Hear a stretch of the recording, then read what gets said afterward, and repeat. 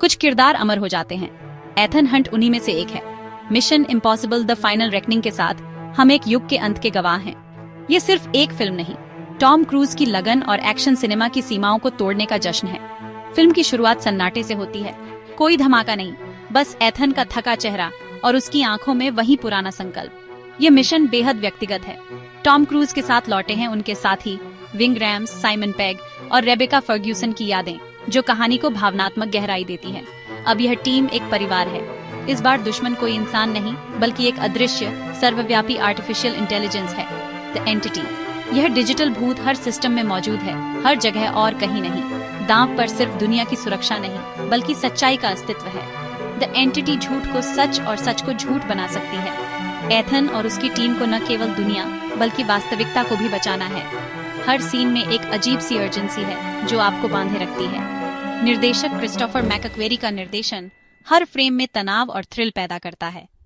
Ethan Hunt का अंतिम mission उसे ऐसे दुश्मन के सामने लाता है जो उसके अतीत, वर्तमान और भविष्य को जानता है। द एंटिटी सिर्फ कोड नहीं, बल्कि एक विकसित होती चेतना है।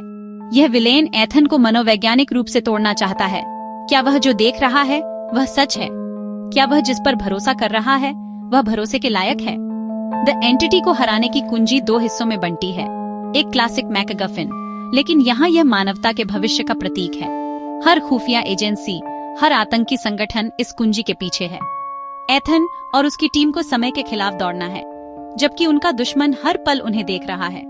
फिल्म दिखाती है कि टेक्नोलॉजी पर हमारी निर्भरता कितनी खतरनाक हो सकती है। द एंटिटी जीपीएस, कम्युनिकेशन और डीपफेक से सब कुछ मैनिपुलेट करती है। एथन की टीम को पुराने ओन ऑफ द ग्रिड तरीकों पर लौटना पड़ता है। लूथर और बेंजी की केमिस्ट्री और ह्यूमर तनाव को हल्का करते हैं।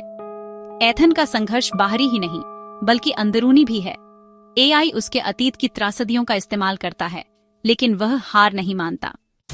मिशन इम्पॉसिबल और टॉम क्रूज के स्टंट्स एक दूसरे के पर्याय हैं।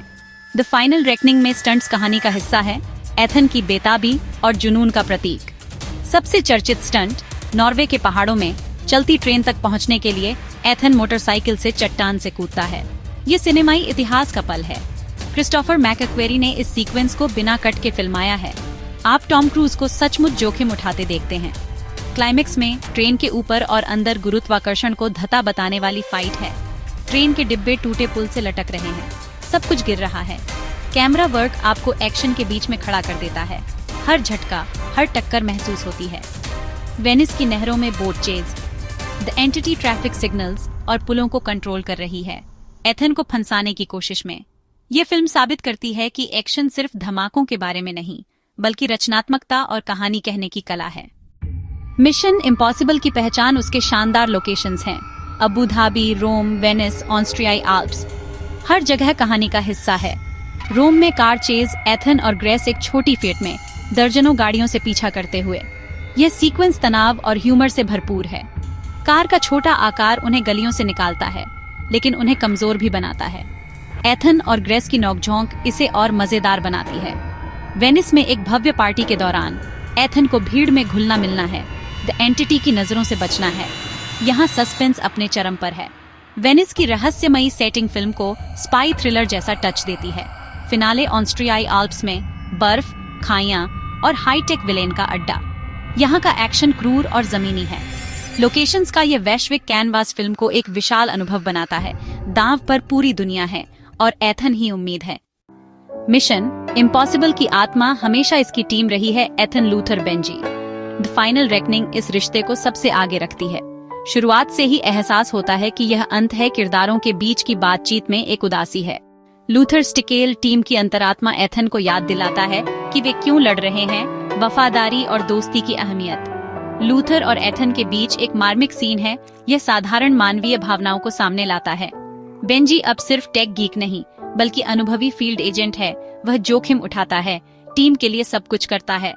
इल्सा फॉस्ट की अनुपस्थिति पूरी फिल्म में महसूस होती है। उसकी विरासत एथन के मिशन का हिस्सा है। ये टीम का भावनात्मक विदाई है, एक परिवार का अंतिम अध्याय खूबसूरती से पेश किया गया। क्या फाइनल रेकनिंग सिर्फ एक और एक्शन फिल्म है? बिल्कुल नहीं। ये सिनेमा का शुद्ध उत्सव है, प्रैक्टिकल फिल्म मेकिंग की ताकत का प्रमाण। हर पंच, हर छलांग, हर विस्फोट असली लगता है। यह एक विसरल अनुभव है। ये फिल्म जॉनर का शिखर है। अविश्वसनीय stunts, global locations, high tech gadgets और जटिल कहानी।